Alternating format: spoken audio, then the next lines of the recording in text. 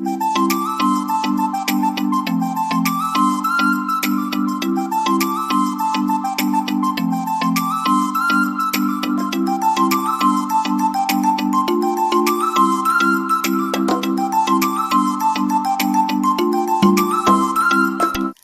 Everyone, welcome back to my YouTube channel. ಹೇಗಿದ್ದೀರಾ? ಎಲ್ಲರೂ ಚೆನ್ನಾಗಿದ್ದೀರಾ ಅನ್ಕೊಳ್ತಾ ಇವತ್ತಿನ ವಿಡಿಯೋನ ಸ್ಟಾರ್ಟ್ ಮಾಡ್ತಾ ಇದ್ದೀನಿ. ಇದು ಆ್ಯಕ್ಚುಲಿ ನಿನ್ನೆಯ ಲಾಗ್ ಆಗಿರುತ್ತೆ. ನಿನ್ನೆ ವೈಕುಂಠ ಏಕಾದಶಿ ಇತ್ತಲ್ವ, ಹಾಗಾಗಿ ವೆಂಕಟರಮಣ ದೇವಸ್ಥಾನಕ್ಕೆ ಹೋಗಿದ್ವಿ. ತುಂಬ ಚೆನ್ನಾಗಿ ಡೆಕೋರೇಷನ್ ಮಾಡಿದ್ರು. ಹಾಗೆಯೇ ಇಲ್ಲಿ ನೋಡ್ತಿರ್ಬೋದು ಎಲ್ಲರೂ ದೀಪವನ್ನು ಹಚ್ತಾ ಇದ್ರು. ನಾವು ಕೂಡ 2 ದೀಪವನ್ನು ಹಚ್ಚಿದ್ವಿ. ನೆಕ್ಸ್ಟು ಒಂದೆರಡು ಫೋಟೋಸ್ನ ತಗೊಂಡು ಕ್ಯೂ ಅಲ್ಲಿ ನಿಂತ್ಕೊಂಡ್ವಿ. 8:30 ಆಗಿತ್ತು, ಆದರೂ ಕೂಡ ಕ್ಯೂ ಇತ್ತು. ಸೊ ನೆಕ್ಸ್ಟು ಕ್ಯೂ ಬಂದು ದೇವರ ದರ್ಶನಕ್ಕೆ ಒಳಗೆ ಹೋದ್ವಿ.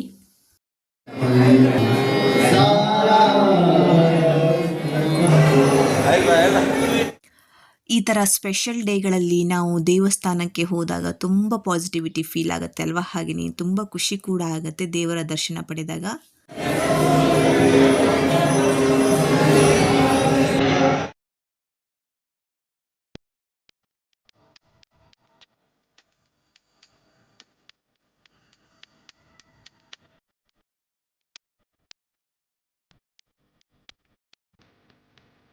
ದೇವರ ದರ್ಶನ ಎಲ್ಲ ಮುಗೀತು. ಹಾಗೆಯೇ ಲಡ್ಡು ಅಂತೂ ತುಂಬ ಚೆನ್ನಾಗಿತ್ತು. ವೈಕುಂಠ ಏಕಾದಶಿಯ ಲಡ್ಡು ತಿನ್ನೋದೇ ಒಂಥರ ಸ್ಪೆಷಲ್ ಅಲ್ವಾ? ಇದು ವೆಂಕಟರಮಣ ದೇವಸ್ಥಾನದ ಮುಂದೆ ವಿಷ್ಣು ದೇವಸ್ಥಾನ ಇದೆ. ಸೊ ಅಲ್ಲಿಗೂ ಕೂಡ ಹೋಗಿ ದೇವರ ದರ್ಶನವನ್ನು ಪಡ್ಕೊಂಡು ಬಂದ್ವಿ. ಇದು ವಿಷ್ಣು ದೇವಸ್ಥಾನ. ಹಾಗೆಯೇ ನಾನು ಮನೆಯಲ್ಲಿ ವೈಕುಂಠ ಏಕಾದಶಿಯ ದಿನ ಯಾವ ರೀತಿಯಾಗಿ ಪೂಜೆ ಮಾಡಿಕೊಂಡೆ, ಹಾಗೆಯೇ ಕ್ಲೀನ್ ಮಾಡಿಕೊಂಡೆ ಅಂತ ತೋರಿಸ್ತೀನಿ. ಇವಾಗ ನಾನು ಎದ್ದಾಗ ಕರೆಕ್ಟ್ 4:45 ಎದ್ಬಿಟ್ಟು ಒಂಚೂರು ಬ್ರಷ್ ಎಲ್ಲ ಮಾಡಿ ಮುಖ ಎಲ್ಲ ತೊಳೆದು ಫಸ್ಟ್ ನಾನು ಕಸ ಎಲ್ಲ ಗುಡಿಸಿ ಇವಾಗ ಇದನ್ನು ಮಾಡ್ತಾ ಇದ್ದೀನಿ, ಮನೆಯನ್ನು ಉರ್ಸ್ಕೊತಾ ಇದ್ದೀನಿ. ಸೊ ತಲೆಗೆ ಎಣ್ಣೆಯನ್ನು ಹಚ್ಕೊಂಡಿದ್ದೀನಿ. ಯಾಕಂದರೆ ಡೈರೆಕ್ಟಾಗಿ ತಲೆಗೆ ಶಾಂಪೂವನ್ನು ಹಚ್ಕೋಬಾರ್ದಲ್ವ, ಅದಕ್ಕೇ ಎಣ್ಣೆ ಹಾಕ್ಕೊಂಡೆ ನೆಕ್ಸ್ಟು ಸ್ನಾನವನ್ನು ಮಾಡೋದು. ಸೊ ಇವಾಗ ಟೈಮ್ ಬೇಗ ಬೇಗ ಆಗಿಬಿಡುತ್ತಲ್ವ, ಹಾಗಾಗಿ ಬೇಗ ಬೇಗ ನೆಲವನ್ನೆಲ್ಲ ಒರೆಸ್ಕೊತಾ ಇದ್ದೀನಿ.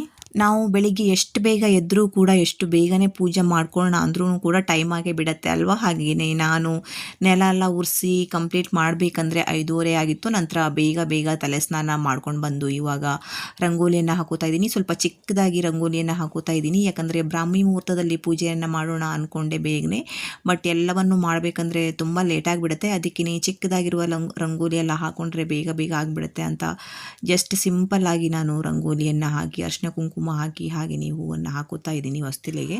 ನೆಕ್ಸ್ಟು ತುಳಸಿ ಕಟ್ಟೆಗೆ ಸ್ವಲ್ಪ ಡೆಕೋರೇಷನನ್ನು ಮಾಡಿ ಹೂವಿನಿಂದ, ಹಾಗೆಯೇ ಇಲ್ಲೂ ಕೂಡ ಅಷ್ಟೇ ಚಿಕ್ಕದಾದ ರಂಗೋಲಿಯನ್ನು ಹಾಕುತ್ತಾ ಇದ್ದೀನಿ. ಇದೆಲ್ಲ ಮಾಡಬೇಕು ಅಂದರೆ ಸ್ವಲ್ಪ ಟೈಮ್ ತೊಗೊಂಡ್ಬಿಡುತ್ತೆ ಅಲ್ವಾ? ಜಾಸ್ತಿಯಾಗಿ ಟೈಮ್ ತೊಗೊಳುತ್ತೆ, ಗೊತ್ತಾಗಲ್ಲ. ಹಾಗೆಯೇ ಪ್ರತಿಯೊಂದು ಮೂರ್ತಿಗಳನ್ನು ನೀರಿನಿಂದ ಮತ್ತು ಹಾಲಿನಿಂದ ಎಲ್ಲ ಅಭಿಷೇಕ ಮಾಡಬೇಕಾಗತ್ತೆ. ಇದಕ್ಕೂ ಕೂಡ ಟೈಮ್ ತೊಗುತ್ತೆ. ಹಾಗಾಗಿ ಸ್ವಲ್ಪ ಬೇಗ ಬೇಗ ಮಾಡ್ಕೋತಾ ಇದ್ದೀನಿ ಎಲ್ಲವನ್ನು. ನೆಕ್ಸ್ಟು ಗಂಧವನ್ನು ತೆಗೆದು ಇಲ್ಲಿ ಚಂದನದ ಗಂಧವನ್ನು ಬೊಟ್ಟಿಟ್ಕೋತಾ ಇದ್ದೀನಿ ಪೂಜೆಗೆ.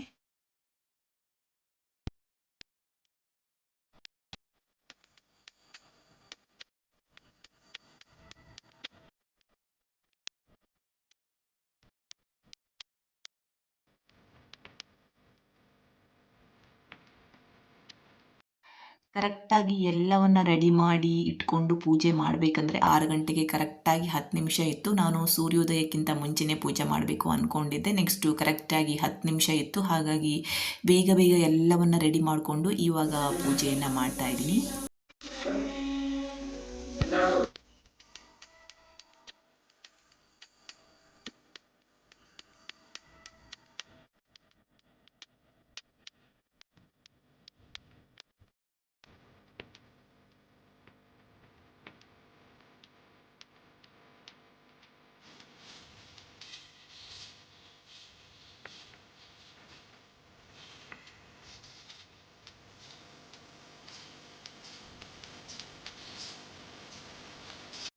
ಅಂತೂ ಇಂತೂ ಸೂರ್ಯೋದಯಕ್ಕಿಂತ ಮುಂಚೆ ಪೂಜೆಯನ್ನು ಮಾಡ್ಕೊಳ್ಳೋಣ ಅಂದ್ಕೊಂಡಿದ್ದೆ. ಹಾಗೆಯೇ ಆಯಿತು, ತುಂಬ ಖುಷಿ ಆಯಿತು. ನೆಕ್ಸ್ಟ್ ಇಲ್ಲಿ ನಾನು ಯೋಗ, ಧ್ಯಾನ, ಎಕ್ಸಸೈಸ್ ಎಲ್ಲ ಮಾಡ್ಕೋತಾ ಇದ್ದೀನಿ.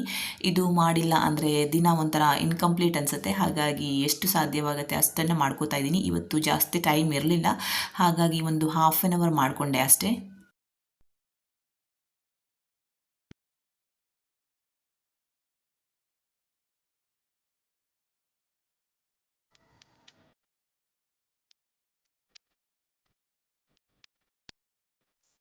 ಯೋಗ ಎಲ್ಲ ಮುಗಿಸ್ಕೊಂಡು ನೆಕ್ಸ್ಟ್ ಬ್ರೇಕ್‌ಫಾಸ್ಟ್‌ಗಂತ ಖಾರ ಪೊಂಗಲ್ ಮಾಡಿದ್ದೆ ಕಾಶ್ವಿಗೆ ಅಂತ ಅಂದ್ಬಿಟ್ಟು. ಯಾಕಂದರೆ ವಿಂಟರ್ ಸೀಸನ್ ಅಲ್ವಾ ತುಂಬ ಚೆನ್ನಾಗಿರುತ್ತೆ ಆರೋಗ್ಯಕ್ಕೆ.